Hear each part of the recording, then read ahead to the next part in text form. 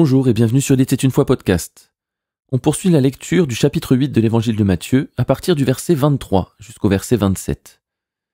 Il monta dans la barque et ses disciples le suivirent. Et voici, il s'éleva sur la mer une si grande tempête que la barque était couverte par les flots. Et lui, il dormait. Les disciples s'étant approchés le réveillèrent et dirent « Seigneur, sauve-nous, nous périssons !» Il leur dit « Pourquoi avez-vous peur, gens de peu de foi ?» Alors il se leva, menaça les vents et la mer, et il y eut un grand calme. Ces hommes furent saisis d'étonnement. « Quel est celui-ci, disaient-ils, à qui obéissent même les vents et la mer ?» Jésus s'était donc fait interrompre par deux hommes, mais après leur avoir répondu, il continue ce qu'il comptait faire, quitter la foule, malgré tous leurs besoins, pour passer à l'autre bord. C'est l'ordre qu'il avait donné au verset 18, il était donc déterminé. Alors c'est pas précisé, mais très certainement qu'il avait dû recevoir une directive de son Père. Voilà pourquoi c'est très important de rester à l'écoute du Saint-Esprit. Dieu peut nous envoyer quelque part pour faire quelque chose, mais il peut aussi nous dire d'arrêter. Il peut aussi nous dire d'aller ailleurs. Si on n'est plus à l'écoute, parce qu'on croit être au bon endroit, parce que c'est Dieu qui nous y a envoyés, on n'entendra pas la nouvelle direction et on continuera à faire ce que Dieu nous avait dit de faire, pensant qu'on est toujours dans ses plans, alors que c'est peut-être plus le cas. En plus, Dieu, il va continuer d'agir au travers de nous, donc ça va nous pousser à penser qu'on est au bon endroit. Mais le fait qu'on le voie œuvrer, ça ne prouve rien.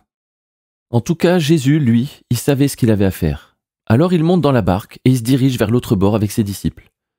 Étant donné que le Fils de l'homme n'a pas d'endroit où reposer sa tête, comme il vient de le dire, il profite de la traversée pour récupérer des forces en faisant une petite sieste. Il ne lui faut probablement pas longtemps pour s'endormir, et il faut croire qu'il lui faut bien plus qu'une forte tempête pour le réveiller.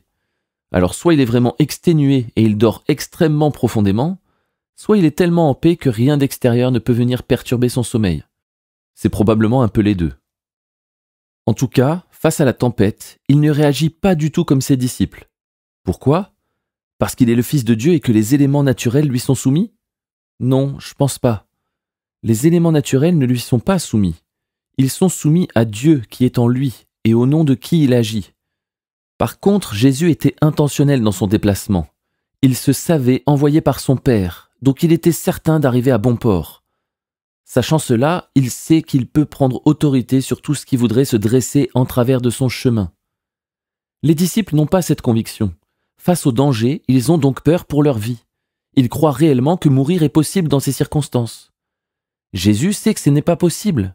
Voilà pourquoi il est dans l'assurance et peut logiquement s'adresser à la tempête pour lui ordonner de se taire.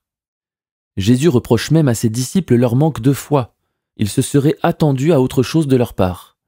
Ils auraient dû discerner que le Fils de Dieu était devant eux et ainsi conclure que s'il dit « allons sur l'autre rive », c'est qu'ils iront bien sur l'autre rive et que rien ne pourra les en empêcher. Avec cette certitude dans leur cœur, ils auraient sans doute réveillé Jésus, mais pas dans la panique, dans la foi qu'il va faire en sorte que sa parole s'accomplisse.